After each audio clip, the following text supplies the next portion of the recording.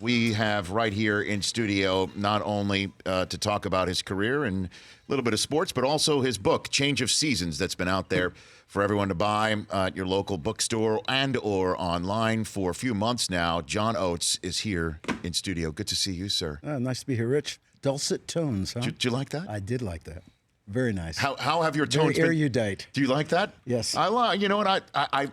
I don't know why I like that phrase, but it just it's something that always rolls off the tongue right there. That's good. It's better than 80 pop kings of pop, you know. So. Kings of by the way, for just 5 seconds in my life, I'd love to be described as the king of any pop right there. Yeah, okay, I'll take it. Is that how you've been? Is that how you guys have been described? Well, you know, we had a pretty big run in the 80s, but you know, to be honest with you, I'm kind of a looking forward kind of guy. So okay. You know, those days are fantastic, and it's probably the reason we're still out there and people are enjoying our music. Seems to have stood the test of time for the most part. So, but in terms of you know, I like to keep on moving forward. Okay. Well, in that regard, you are currently living in Tennessee, correct? Yeah. You're a Tennessee guy. We relocated to Nashville actually about 7 or 8 years ago, kind of temporarily to test the waters. And we fell in love with the city, and my wife and I, we moved there. We bought a house, and yeah, we're in. I remember one time I was doing a Thursday night football game on the NFL Network for the, you know, we went there because the Titans are right there. And I remember a couple of us decided, let's go sing karaoke. Uh-oh. Uh-oh is right. You went to Lower Broadway. Well, okay. Now, let's go sing karaoke. Now, I have, like, Sinatra is in my register. That's my wheelhouse, All right. John Oates, okay? I know. I saw the picture in the green room. Okay, yes. Well, that's Sinatra's mugshot in the green room. And that's a great picture. Right? Yeah, I've got, you know, Sinatra is somebody who I've been idolizing for years. But at any rate, the reason why I bring this up is we wound up going, it was like on a Wednesday night, just a typical middle of the week. Sure. And we wound up being 20th on the list to sing because of the number of people who just jam these places. Yeah. And then while we were waiting, we just, like an American Idol broke out. Just everybody was more talented than the next singing to the point where, you know what, I'm like, maybe I shouldn't get up there. But, you know, enough courage oil got thrown down the gullet, you know, and I got up there. But it's unbelievable. When it comes to music in Nashville, the bar is set very high and on every level. I don't care whether it's karaoke, cover bands in the bars, or, you know, all the way up to the professional, you know, level. Everybody is so good. And one of the things that I love about being in that city is it really kind of kicked my butt to start practicing again and realizing that if I wanted to be in this world, because the level of musicianship is seriously off the charts. And, you know, I have a great career where I can kind of do my thing and, you know, kind of, I wouldn't say it's automatic pilot, but it's definitely something I'm so used to, it's easy. But I got there and I said, man, I want to stretch out a little bit. And meeting these incredible musicians who I've become friends with and being embraced by the musical community there, it really said, man, I can still keep moving forward, and I love that. And flying to Nashville, it also was the largest number of people who came on the plane with guitars. Oh yeah, that I've ever seen. You know, everybody's got guitars. We knew we were heading to Music City. Yeah, the only thing it's probably on the way down is the cowboy hat. The cowboy hat's been replaced by the baseball hat. Okay. And then if you got hair, you don't need that either. Well, but that's another story. That's a long story for me. Right. John Oates here on the Rich Eisen Show. But now it's hockey hats in Nashville. Oh, did you get into the Predators mania? You know, I've been there for a number of years, and I kept hearing, you know, you got to go to a Preds game. You got to go to a Preds game. And to be honest with you, I really have not been a hockey fan my whole life. So when the playoffs came, of course, the madness swept over me, and a good friend of mine had tickets, and he got us styled. So I said, okay, you know what? If I'm going to go in, see my first hockey game, why not the playoffs? And I have to say, the energy in that room, and I've played the Bridgestone Arena, you know, musically. Yes. But the energy in that room for a hockey game was off the charts. Well, it jumped through the television screen. It was incredible. And if it jumps through the television screen, you can imagine what it's actually like. And, you know, you've got the country singers. You know, I think the night I was there, Tommy Shaw from Styx was playing. You know, they have a whole band set up, and they have great guest stars. And, you know, a lot of the big country stars are there. You know, Keith Urban and Nicole Kidman are big fans. And, you know, of course, Carrie Underwood with her husband. But, you know, so you see all these people, and the energy is really incredible. So I enjoyed it. Did you throw a catfish on the ice, John? I didn't throw a catfish, but I bought a smash hat. Did you? Oh, yeah. I got my smash You've hat. got your smash hat. Absolutely. What about the Titans? What about following the Tennessee Well, Titans? when I first moved to Nashville, we lived in a condo for a little bit because we weren't 100% sure we wanted to stay in the city. And then Marcus Mariota moved into our building. Come on. No, I'm not kidding. Well, of course, he moved into the penthouse. You know, I was in a lowly closet, you know, on the 7th floor. But Yeah, he signed a good rookie contract. yeah, he did all right. Yeah. But turned out I ran into him in the lobby, and then I ran into him some restaurants, you know, local restaurants.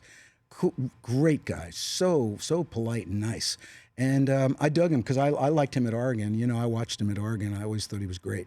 And all of a sudden, here again, the energy of the Titans is on the way up, and they look like they've drafted well. And so now, you know, I'm pretty. I guess I'm kind of fickle, man. I'll just root for whatever team in the city I'm living in for the time being, because I've moved all around the country. What about Philadelphia, where obviously you went to school, where you met Daryl Hall? I mean, that's been a long time ago. I moved out of Philadelphia in 1971, believe it or not. But Philadelphia is kind of like Rocky. If you've ever lived there, you're from Philadelphia. So it's been a big part of our music roots and our influences. But I went to Temple University, and of course, when I went there, I wasn't involved in any sports at all. I actually went there on a wrestling scholarship, believe it or not. Hold on a second. So I so know. John Oates, Renaissance man, right? Renaissance man. Yeah. I don't want to call you a king of pop, because when you were wrestling, it was Michael before king of Michael pop. Jackson owns that title. We don't need to go. So there. you went to Temple on a wrestling? I did. I wrestled my freshman year at Temple. I wrestled one match and won, and I quit. I got tired of losing weight. I could not lose weight anymore. I wrestled all through high school, and I started. You know, I was in a band, and I wanted to play, and I was staying up late at night and doing other things that people were doing in the 70s, and wrestling had that was it. What's the craziest thing you did to lose weight?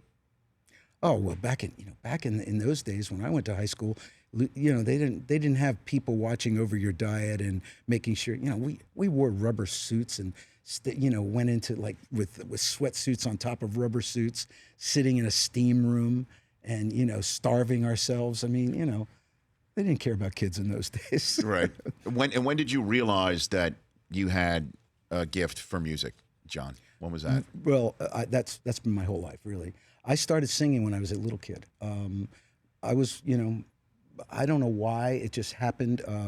I made a record in Coney Island, believe it or not, in one of those little recording booths when I was a little kid. I think I sang "Here Comes Peter Cottontail" at 4 years old. Went back a few years later and sang an Elvis song, which I actually still have.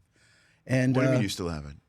Well, you'd make a record in these little booths in the amusement park, and then it would spit it out, and you'd keep it. I still have that little vinyl record that I made in 1956. When was the last time you listened to that? Ooh, quite a while ago. Okay. Yeah. Do you still have a in the John Oates household? Yeah. Do you have a record player? I had a little bit of vinyl, but I'm not a vinyl fanatic. Okay. But my new album that I'm going to put out in 2018, which I might as well plug while I'm here. Go for it. It's called Arkansas, and I'm going to put that out on vinyl. In fact, I just we were just talking to Jack White about he just built a new vinyl pressing plant in Detroit, which is really cool because they're revitalizing downtown Detroit, and there's such a demand for vinyl that so I'm going to go up there and press the record at Jack White's place. Press the record. I bet you never thought you'd be saying that again.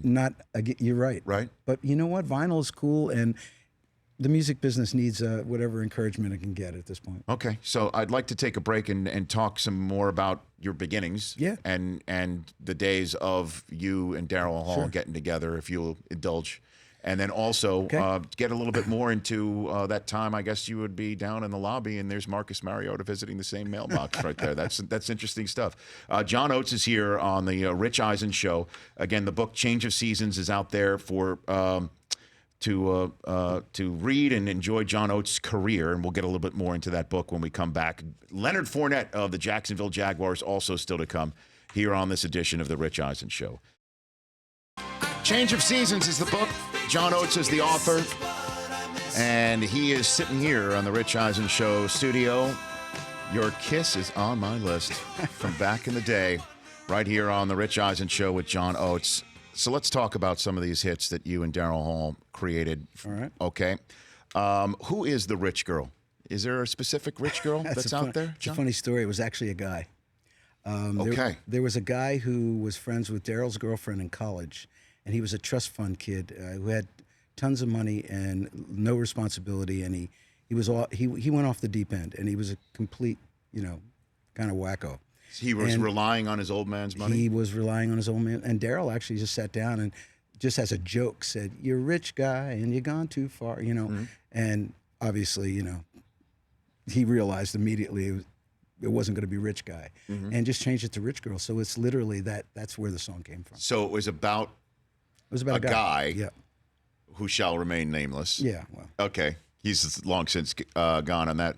Who was the man eater? Was there a specific man eater out there? Well, John? It started out. I used to hang out in a restaurant called Mary Lou's in the Village back in those days.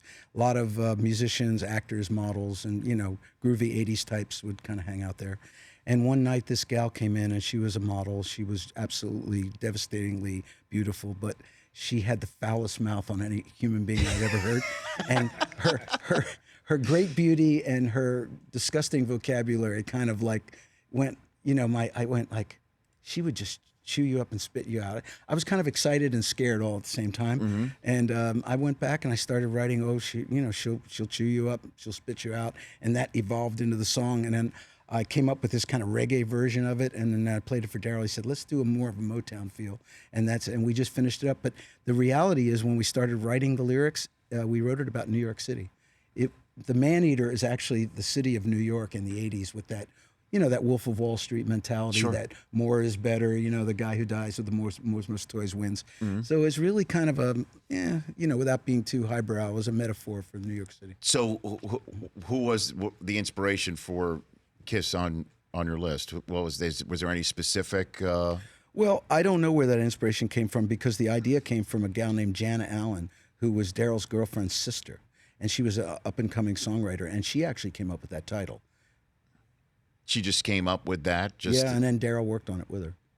John Oates here on the Rich Eisen Show. Is there one song that you think is your proudest, that you just throw out there, that you're most proud of? John. That's always the tough question. I always go back to "She's Gone," because it was a song that really put us on the map. It was the song where the world heard about us for the first time. And to this day, whether I'm playing by myself or I play with Daryl, we play that song every night, and we've been playing it since 1972. And it sounds just as good now as it did. And I guess that's where that's where you put the bar as a songwriter. If you can write a song that will stand the test of time, and I think that's really what it's about. And you write about so many moments in your career in your book, Change of Seasons. How did you meet Daryl Hall? How did the two of you finally just get together? Well, it was kind of an unusual circumstance. I had a band. This was in the late '60s in Philadelphia, and he had a group, and we had both made singles independently of each other. They were being played on Philadelphia R&B radio, WHAT and WDAS, and so I had known about him. He had known about me. The city, really the music scene in Philly was very small in those days.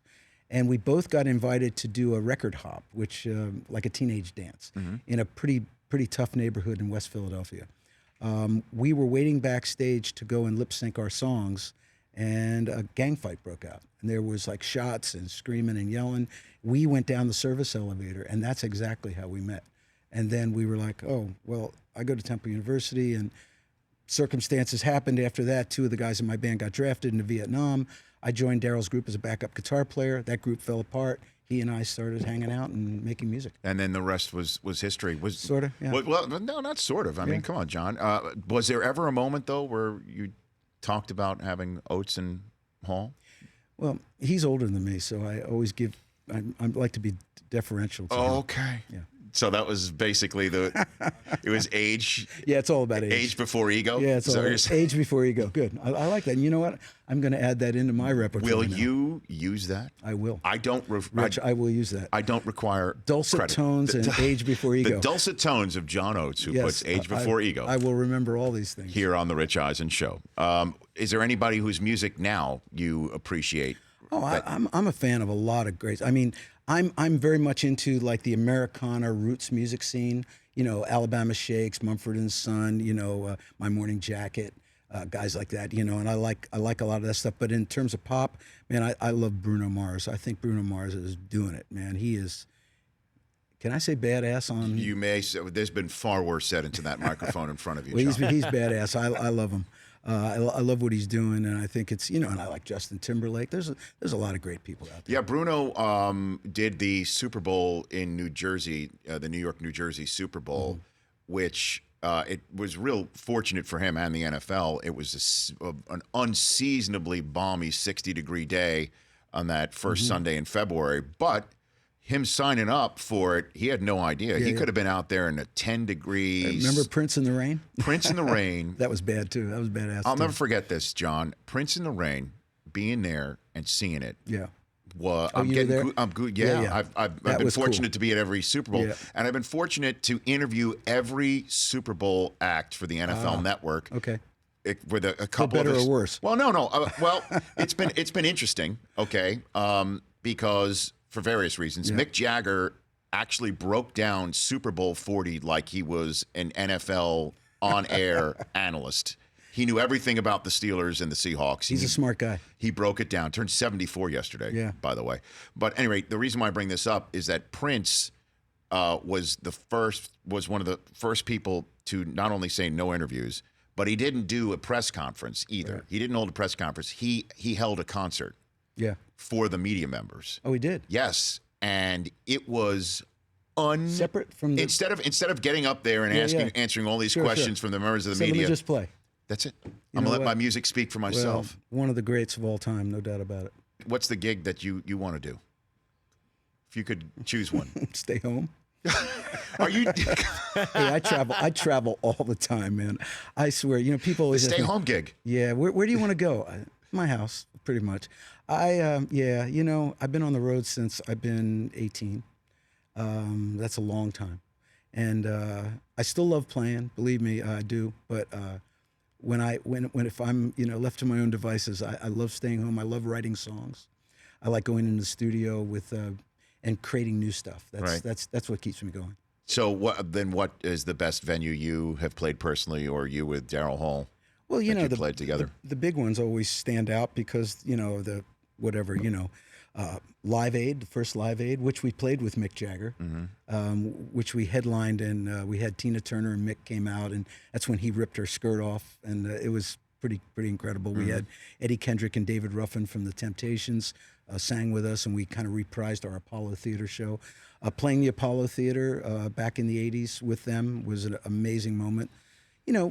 All those moments when you play Madison Square Garden for the first time, when you go to London for the first time, all those things stand out in your mind. But honestly, I love playing a little venue in Nashville. I'll go to the Station Inn and play on a Monday night with some friends, and to me, it's just as good. And so the current tour with Tears for Fears, last couple of dates had to be canceled due to circumstances beyond your control. Yeah. Are there any plans on we are going to reschedule that show as soon as possible, and it was here in Los Angeles, right? Yes, we actually had to cancel San Jose and the 2 dates at the Staples Center. So we're looking for dates in mid-September. Hopefully we can find some and lock them in before basketball starts. Yeah, before the Lakers and Clippers take over. Exactly. But the tour was going so well, and it was a great summer.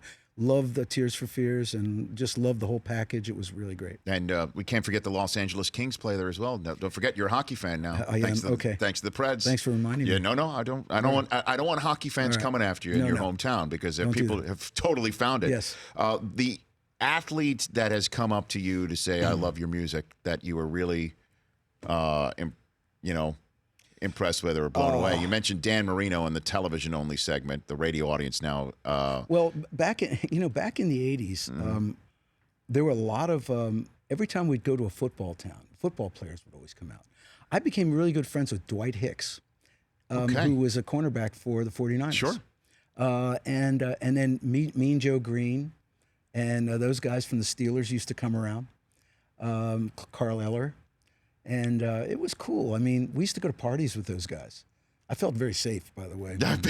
Carl Eller and Mean Joe Green would definitely make you safe. Yeah, I never had to worry about much in those days. But it was, so they were the glory days of just hanging out with.